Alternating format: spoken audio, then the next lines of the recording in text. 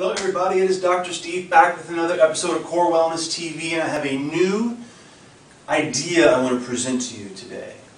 And it is peace physiology. Okay, and we're going to contrast this to stress physiology. Okay, let's just write that down. Peace, right? That is what we're after in general in our life, is peace. And when our body is at peace, and the brain is calm, and it's not running 1,000 miles a minute, not worrying about the future, and not worrying about the past, we can enter the present moment and actually experience peace. And whenever we are feeling peace, and the buzz is calmed, then our bodies can actually heal and repair. This is when our parasympathetic nervous system versus our sympathetic nervous system, fight or flight, everything's going to break down. You tear down muscle, turn it into sugar to run from the tiger. You stop the detoxification process. You stop making hormones like you're supposed to. Your immune system gets sabotaged. All this stuff happens when your sympathetics are under fire and you're worrying and you're stressed and you're in pain, versus when you're at peace. This is when the renewal happens. So that's our goal, right? Isn't that everyone's goal, is to find peace? And really, peace and freedom are the same thing. You know, think about that. When you're free, you're open and you're relaxed and you feel good and there's no problems, right? That's when the repair happens. Now, what else happens whenever you're in peace physiology? You burn fat. Whenever your body is in peace physiology, you are a fat-burning machine. Now, you always burn a mix of carbohydrate and fat whenever you're, doing regular metabolism. But whenever you're at peace, you burn more fat. Whenever your body's under stress, it's going to go for the rocket fuel, the sugar. That's why when you're under stress, you burn through sugar, you crave sugar, and that's how the story goes. But when you're at peace, okay, you don't have the cravings. So you can stop cravings just by becoming at peace. So, easy to say, but how do we do this? Well, the first thing we do is we have to use the 3 pillars of core wellness here, right? The first thing we do is we look at the mindset. We have to get beyond our thinking mind, okay? This is the classic reason to meditate. This is the classic reason to go into calm, just contemplative prayer, repetitive prayer, repeating a phrase. It can be doing, if you're into yoga, sun salutations, repeated movements. Something where you quit thinking altogether. So when you can transcend the thinking ego mind, then you can kind of drop into that zone of peace. So that's the first goal, is to somehow, some way, every day, even if it's for 5 minutes in the morning, of just sitting down and saying a phrase over and over to yourself as you just breathe and feel your breath going down low and slow into your center. If it's just that, 5 minutes, okay, you start there. Maybe it's even stopping at a stop sign and stopping to breathe and pay attention to the sound of your breath in the present moment. There's another strategy, right? Paying attention to the sound of your breath in the present moment. So that's all you're thinking about, is the now moment. Power of now, right? So that's the big mental piece. You have to also understand that peace is really, it's what you are from the core of your being. The only reason you don't feel at peace is because you have created a bunch of barriers to peace. Peace is over here like the sun shining. We put a bunch of cloud cover up so we can't feel that peace, or we can't feel that peace coming through us. So what's our goal here? Remove the blockages to peace. Then the sun shines through, it comes through us, and then we heal. We feel good, we feel calm, we feel creative, we feel spiritual, we feel like giving. We do things for others without attachment to the outcome. These are all fundamental spiritual principles that have powerful healing effects. So we burn fat when we're in peace physiology. What else do? We burn fat, we make new brain cells. When your body is under stress, it doesn't make new brain cells. Okay? There's something in the brain called brain-derived neurotrophic factor, meaning making new neurons. And when you're under stress, that stuff doesn't work. And your brain cells die. Okay?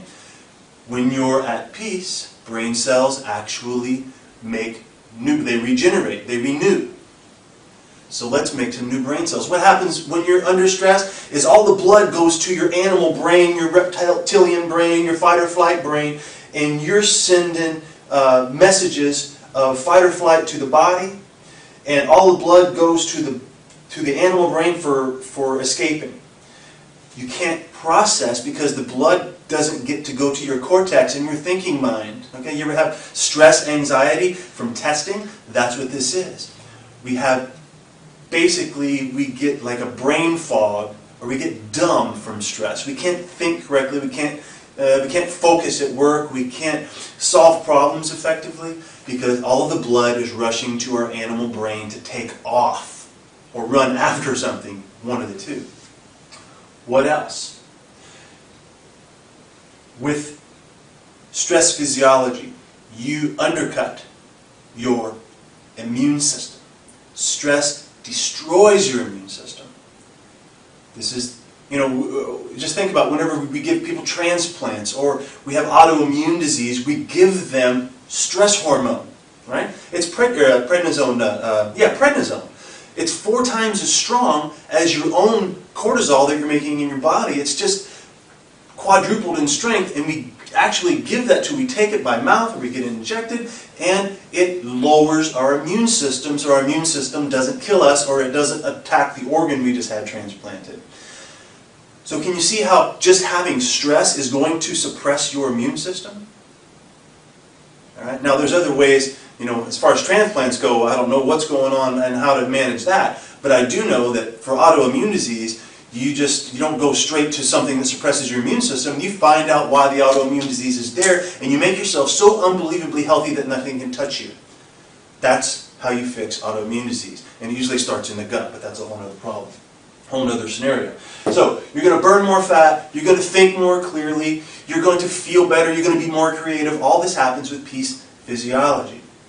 Now, so the second part of this is the movement piece. Now the movement piece is basically this. The diaphragm is the first and most important thing to getting your center of gravity low and to stimulate your parasympathetic nervous system. Okay? Somewhere along the line, someone has told you, take deep belly breaths and it'll help you calm you down. And it's exactly right. Your diaphragm, when you inhale, is going to go downward like this. And it's going to lower your center of gravity. And it's going to give you a feeling of strong, centered calm that helps you transcend all the buzzing and all of the mind chatter that's going on up here. So just stopping and breathing down low and slow into your center is a very strong physical strategy for inducing peace physiology. Now it's a very powerful piece. It's the first starting point that you have to do. You have to start breathing down low and slow into your center. The other thing, which we've talked about many, many times, is that anytime your body is out of balance, like with cross posture syndrome, and your neck pokes forward and your shoulders go forward, this is bringing all of my joints out of their perfect natural alignment, where they're sitting right on top of each other, stacked appropriately, all in perfect alignment. And whenever you have this perfect alignment and everything's stacked up and gravity's coming through you, and you can take it and reverse it and use it for energy and strength and renewing, that gives your nervous system the sense of everything's okay. This is how it's supposed to be. And it sends the message of calm to your system. Versus whenever you're out of balance, and your muscles are way out of balance, and your joints are way out of balance, and you're overloading your tissues, whenever your tissues are in their end range, in their not so stable positions, then your nervous system gets the message of stress, stress, stress, and up goes the cortisol levels, and then up comes the buzz in your system, right? So just by having poor posture and having your joints out of place and out of balance, you're going to induce stress physiology. It's going to make it a lot harder to burn fat. It's going to make it a lot harder to think clearly. It's going to make it a lot harder to make your hormones effectively. It's going to make it a lot harder to fight off infections, disease, and cancer. This is why we talk about pushing away from your support points. The intention of pushing away from your support points will bring everything back into close to perfect alignment, bringing calm to your nervous system. Posture is very, very powerful. So that's the big physical piece.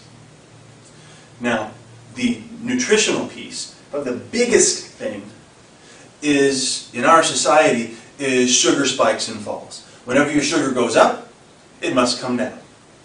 And when it comes down, you know, if it goes up sharply, it's going to fall sharply. And when it falls sharply, to a certain point, your blood sugar drops to a certain point, and your adrenal glands, whenever your blood sugar drops, go ding, ding, ding, ding, ding, and they put out cortisol to raise your blood sugar.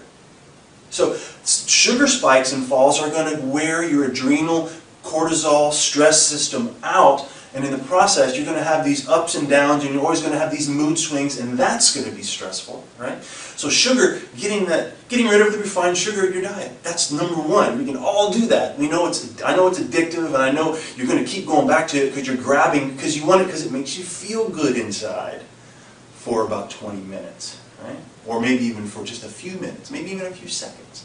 So that's the first thing. Sugar, got to go this way with it. Maybe getting into the movement piece and the the mental piece, getting calm that way, then you don't have as much craving for the sugar to begin with. So sugar, number one. Sugar and refined grains, white flour products, all go into that same category. Sugar and refined grains, we get rid of that. Next, we go get rid of artificial sweeteners. Artificial sweeteners stimulate brain neuron cell death in your brain, so that they're going to irritate and agitate your brain, put you in a stressed state in your mind. Get rid of them. Aspartame, saccharin, all this stuff, all your diet sodas, and all. Just look for the artificial sweeteners. Get rid of them. Lastly, omega-6s. This is the heavy grain. This is the heavy consumption of animals that grew up on grain, which is all conventional factory farm animal products, all fast food, most all restaurants that you go out to eat at. The only way to get away from that is to know the farmer, and if you're going to choose to eat animal products, you have to know the farmer, and you have to know that animal is eating nothing but grass its entire life like it was designed and supposed to do. Okay? Omega-6s turn into omega-6s versus omega-3s. Omega-3s are what's in like fish oil, all green foods. That's where omega-3s come from green. Okay? Lots of green. And omega-6s come from grain and things that eat grain. Right? So when we pump lots of this grain and stuff into our system, it goes down this funnel and it gets turned into this stuff called arachidonic acid. And whenever the brain senses there's too much arachidonic acid on board, guess what? It tells your brain to send a signal to your adrenal glands to kick out what? Cortisol, stimulates stress physiology, all the breakdown processes occur. So, how about some balance of omega-6 to omega-3? You know what that means? Eat less grain, eat more green, and get that balance back, and then you don't have the nutrition-induced stress. Alright?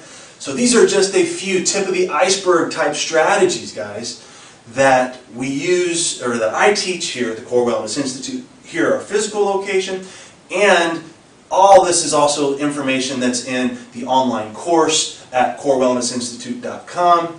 And if it's not open by the time you're watching this, it's going to be opening soon, so be on the lookout for that. Okay?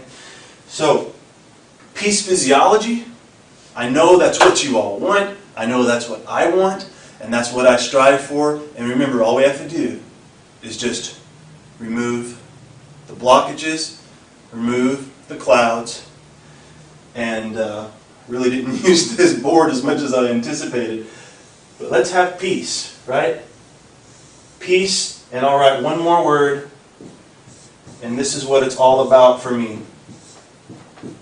And I hope that it's all about that for you as well. And that is freedom. Freedom from the tyranny of disease. Freedom from constriction and contraction, right? Freedom from getting trapped, right?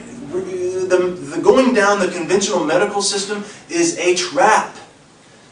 Once you start shoving symptoms underneath the rug with pills and shots and surgeries and all that kind of stuff, right, and not getting to the core of the problem, you're headed down a slippery slope into a life of disability and a life that is not going to allow you to fulfill your dreams. And you certainly will not be free. So do the work. Get healthy. Think good thoughts. Transcend thinking altogether. Eat good food and get good movement, and you'll be on your way. We'll see you next time. Bye-bye.